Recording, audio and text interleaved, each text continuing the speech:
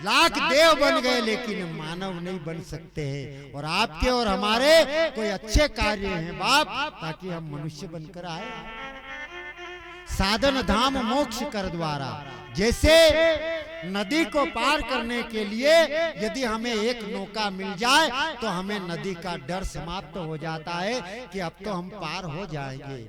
इसी प्रकार से ये मनुष्य तन भव सागर पार करने के लिए एक नौका के समान साधन मिला है। क्योंकि मनुष्य भजन कर सकता है, अभी जानवर भजन थोड़ी कर सकते हैं, भले वो कितने कीमती लोग हो।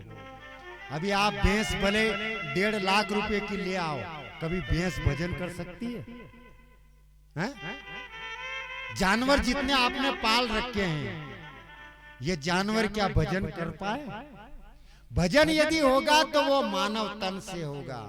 इसीलिए तो कागभुसुंडी ने गरुड़ से भी कहा कि गरुड़ मैं भी मरना नहीं चाहता हूं। क्यों मरना नहीं चाहता हूं?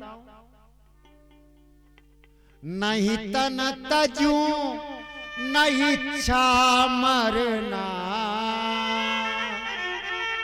मैं ये तन को भी नहीं तजू और मरने की भी इच्छा नहीं होती है। क्यों नहीं होती है? बिनु तन बेद भजन नहीं बरना। ये तन मिला है भजन करने के लिए, क्योंकि इससे भजन होता है। बाकी जो शरीर मिलेगा 84 लाख योनि में, उनमें भजन नहीं होगा।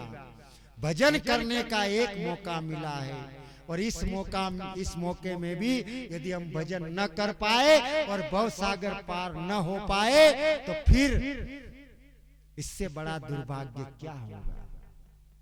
ये साधन मिला है और इस साधन को हमें तोड़ना नहीं है।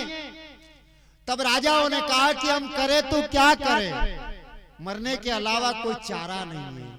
उस समय तुलसी जी ने कहा कि मेरे पास कोई चमत्कार तो है नहीं, लेकिन ऐसा करो कि अभी विवाह बंद करो, मैं 9 दिन तक राम कथा गाऊं और पूर्ण आहुति के दिन मेरे राम क्या कृपा करें। उस समय दोनों राजा वापस गए और कहा कि अभी मुहूर्त ठीक नहीं है, विवाह थोड़े दिन बाद होगा, अभी यहाँ पर राम कथा होगी। बड़ा भारी पांडाल लगाया गया, तुलसी जी को व्यास पीठ पर बिठाए गए और सभी लोग श्रोता के रूप में, और खास करके द्रविड़ देश की राजकन्या को श्रोता के रूप में बिठाया। 9 दिन तक यही राम कथा भगवान की गाई तुलसी जी ने।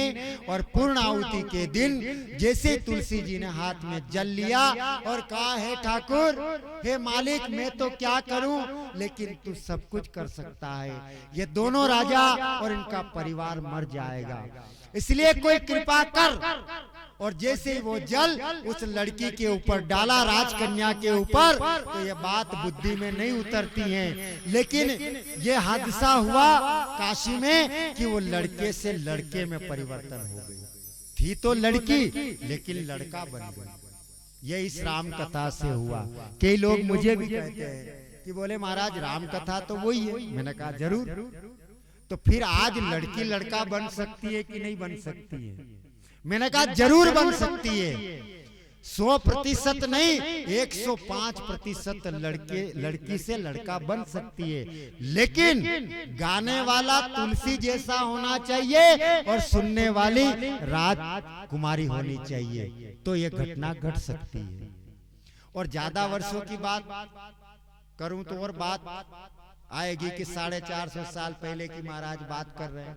मैं अभी आपको 3 साल पहले की उत्तर प्रदेश की एक कथा सुनाऊं। उत्तर प्रदेश में एक मुन्नी नाम की लड़की, जो टीवी पर आपने देखा होगा, शायद नहीं देखा तो मोबाइल पे सर्च करके देख लेना, उसका नाम था मुन्नी। लेकिन वो बचपन से अपने आप को लड़का समझती थी, कपड़े भी लड़के जैसे पहनती, बाल भी लड़के जैसे रखती। तो घर वाले कहते तू लड़की है, तो वो कहती नहीं, मैं तो लड़का हूँ, मैं तो लड़का हूँ। ऐसा दिल में था कि मैं लड़का बन जाऊं।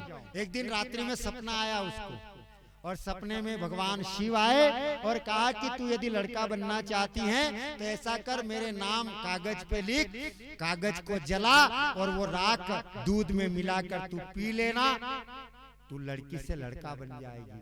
और यही उत्तर प्रदेश की उस लड़की ने किया। पता है दूसरे दिन से उसके शरीर में परिवर्तन होने लगा। तो उसने अपनी माँ से कहा, बाप से कहा। बाप ने डॉक्टरों को बुलाया, अस्पताल में भर्ती करवाई, लेकिन डॉक्टर भी दंग रह गए और वो लड़की से लड़का बन गई। थी तो मुन्नी बाई, लेकिन मुन्ना भाई बन गई। ये उत्तर प्रदेश की कथा है, 3 साल पहले की, ज्यादा की नहीं। इस कथा में इतनी शक्ति है। हाँ, गाने वाला अलग हो, सुनने वाला अलग हो, न कोई घटना घटे तो बात अलग है।